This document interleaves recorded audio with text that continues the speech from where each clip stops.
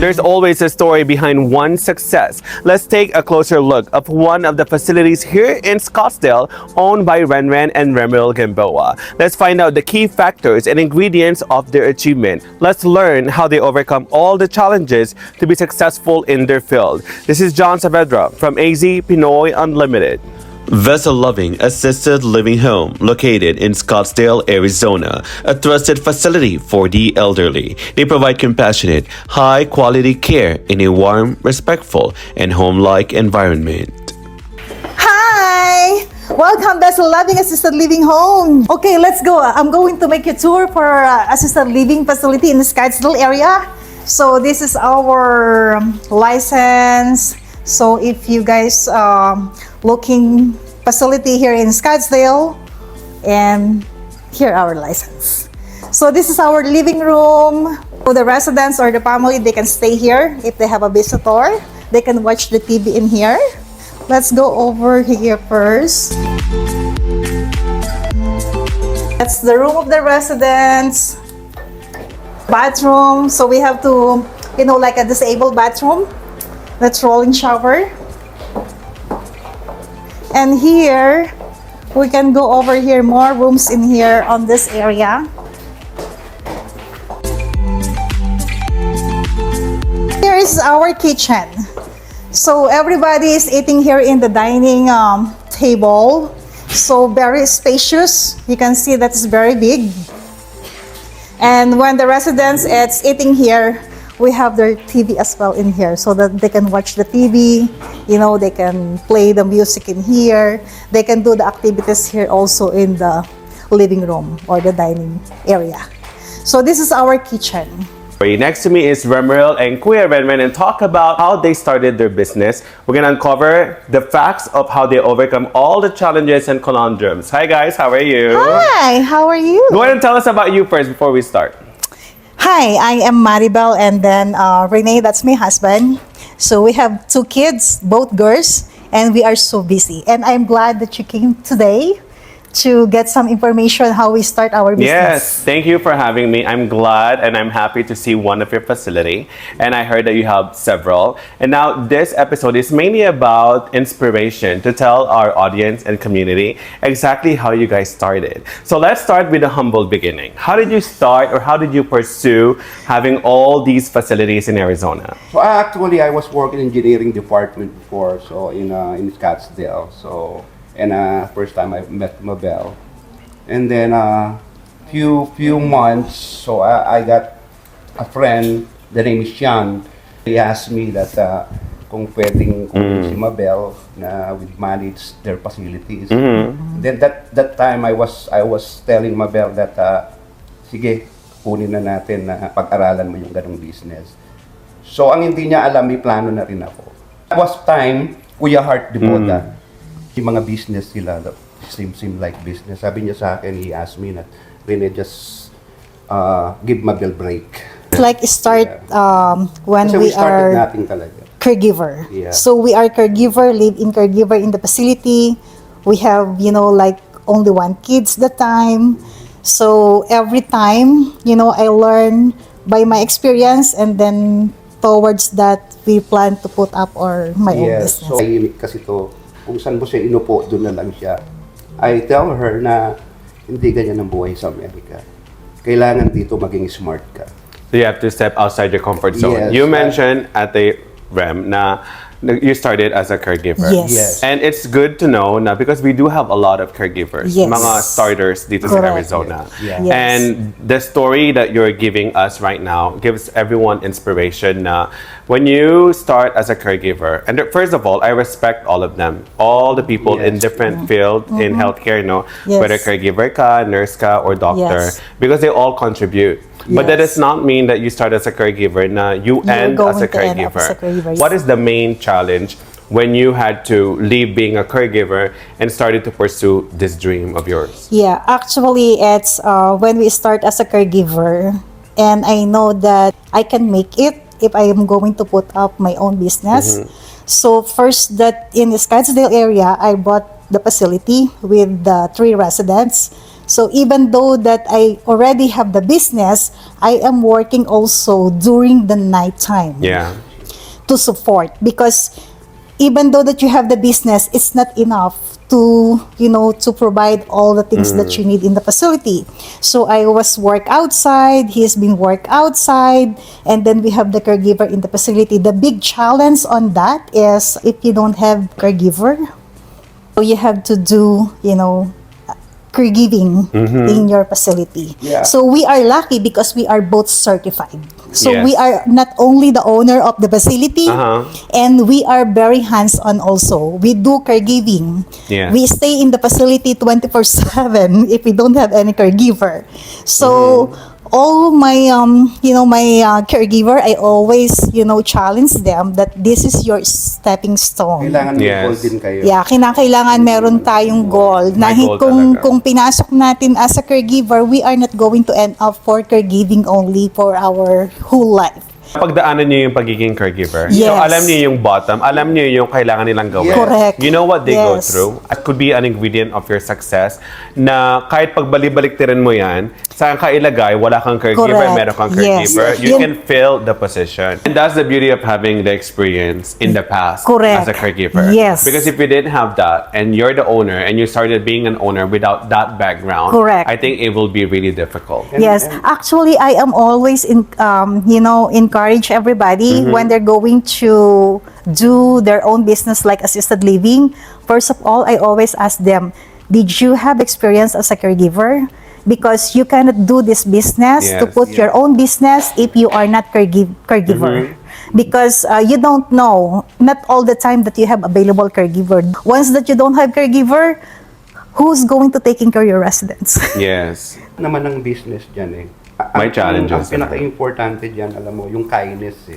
Kailangan nandyan yan. Yes. Yeah, saka So- not only that, it's not To retain your employees Yes, as well. yes. diba? correct. And it's not only the money. Actually, we have the residents that homeless. Nothing. No ID, no birth certificate, no Yeah. income, nothing. I just helping them out to get those. Oh, so can I live here? I am, I do have the residence first in the Scottsdale, right? And she told me that what you're going to do for that, he's been driving the residents going to get the birth certificate. Yes. I was there, and then the people, they asking me, who are you related to him? And then I told, no, I just only helping him out because there's no place to that's live. really- yes. So now I got the birth certificate, and then after that, we go to the MBD to get the ID. And then after that, we go to the bank, and then I apply them for long-term care. Yes. So it's like So everything. it is the major ingredient. I think kindness, Yeah. being empathetic. And yan yung pinakaramas mo sa negosyo. Kailangan yan yung kindness mo. Pag ang business, okay ka na, kumakain ka everyday, Yeah. lahat, napapaikot mo, okay na yon. So, And imagine without them, parang without that tier, Yeah. parang yung foundation ng business kung wala yung mga nasa baba, nasa gitna, di ba? You really need to make sure that Yes. as a whole, dapat Yeah. talaga structured siya. Yeah, and then, they you have know, to. pag kasi yun ang ginagawa mo, siya eh, Yeah. alam niya yun eh. Kahit na anong dumating sa'yo, pag siya nakatingin sagi sa'yo, Yeah. malalampasan mo lahat. That's the important thing. Yeah. Here's a big question. I always ask this when I, talk to a lot of people who are, in achieving their success. Like, was there a time where you felt like, okay, maybe it's time to move on, it's not for us? Because kahit naman sa anong aspect ng field, may time talaga na you're at the lowest point. Were you guys able to experience that? Sometimes, but I always look on the positive side. So if I'm going to give up my facility for this kind of like a problem or whatever, I always think what's going to happen Yeah. the next. So all the business, wherever you go, wherever you work, they always have a problem. The only thing is just always think positive, that whatever you have today, for sure tomorrow it's a different one. Yeah. And I really believe that because if they have the problem and then susuko ka na, ano mangyayari sa buhay mo? So we have to go on the flow, only hands on. The important is you love what you're You doing. need to have that heart for it. Yes, and enjoying what you're Yeah. doing. Yung nakikita yung what Mabel's personality right now, hindi siya yan before. Hindi siya yan. She was Like what? She was the aloof Yes. one, Yeah. right? Very shy, quiet. Not Mabel, tinatapang ko lang siya rin. And actually, whatever your experience, matututo ka talaga eh. You have How to you can let build. yourself face it. Correct, You have to let yourself face it. Kasama ka, maging mabait ka. Yep. Yan ang pinaka-importante. And I did. Yan ang lagi kong sinasabi kayo. I agree. And it's nice to sleep at night na you Yeah. know that you're doing what you want to do. Correct. You're not stepping on anyone's toe. Yeah. Na wala kang kakulangan Yes. sa iba. You have a Yep. peace of mind. Yep. It's not really just the money. It's Yes. yung pakikitungo, right? The Yep. kindness. The money will follow. Oh. Pero iba yung para pakiramdam na may fulfillment. Yeah. You know, wag mong ipapaigit ang pera sa sarili mo. Yeah. Actually, in my facility, all my residents is always Altec. So it means that I always accepting the residents that really zero. It's nothing. Yeah. Yeah. No budget, no family, no nothing. That others might not accept. Yes, Diba? but I'm still, accepting them because I am thinking if I am, in their shoes, shoes. what they're going to do, right? So now that you have all these facilities, okay, you're doing so well, and it's very inspiring to know your story. What is next for Kuya Renren and Ate Mabel? What is next? Actually, we have, like another one that we are planning to open again. But it's, just hospice. Because I know that there's a hospice in our community.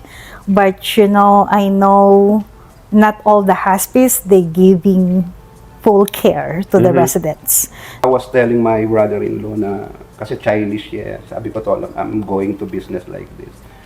Yun yung mga sinabi niya sa akin eh. Tol, kung gusto mong mag-success sa business, ito yung gawin mo. So yun nga, pinabayaan ko talaga, wag mong pakikialaman ng pera ng negosyo.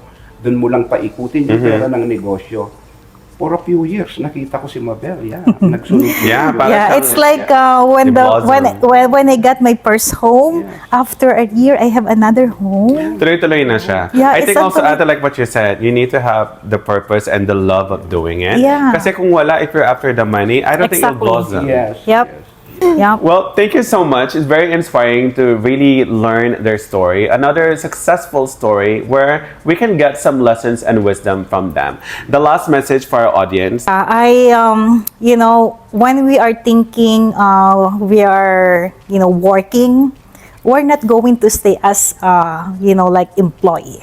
So we need to have goal. For example, caregiver. If you know already, on this, on the field Big. as caregiving, why you are not going to put on your business? Since that you are taking care of, the elderly people. Because just do it. For myself, I always, kaya niya yan eh. So for sure, kaya ko din yan. Yes. Yeah. Okay. What about you, Kuya? Kailangan may goal kayo. So think big, ika nga. Pero pag nandun na kayo sa ganitong sitwasyon, lalo na in this kind of business talaga, and kahit anong klaseng business, kailangan importante talaga yun, maging mabait ka. Saka hindi lang yun, huwag kayong magdi-discourage. Kung meron mang dumating na problema, for example, meron kayong business for 1 year, 2 years, and then may problema kayo, huwag kayong susuko. Just continue. Yes. Kasi hindi naman mag-i-stay yung problema na yun. Kaya at marunong kang tumulong sa kapwa mo kung meron ka. Yes. Yun, importante. Whatever you can. Yes, Even little whatever things, you small can. things. Maliit na alaga man yan, pwede mong utulong, why not? Yes. Sabi ko nga, hindi naman kami mapera. Importante yung nakakatulong ka sa kapwa Yes, you mo. give back. You have a Yes. peace of mind, Yeah. and you do Yeah. what you love. That's what the quality is of Kung life. kaya mo rin tumulong, kung Kaya- kahit ano lang, di ba? Yes, Kahit kung ano kaya lang mong kaya na. magbigay and do it. Yes. Well, thank you so much. Well, whatever your message that you gave our audience fit the name of your facility home. Thank you so much, Vessel Loving Assisted Living Home. Thank you so much for watching. Please don't forget to subscribe. Check our YouTube channel, Facebook, Instagram. Again, this is John Saavedra from AZ Pinoy Unlimited. Thank you, Ate. Thank you. From Mabel and Renren, one secret to success is simple yet powerful: kindness to others. They believe that treating people with respect and compassion creates lasting connections and opens doors to greater opportunities. This is John Saavedra from AZ Pinoy Unlimited.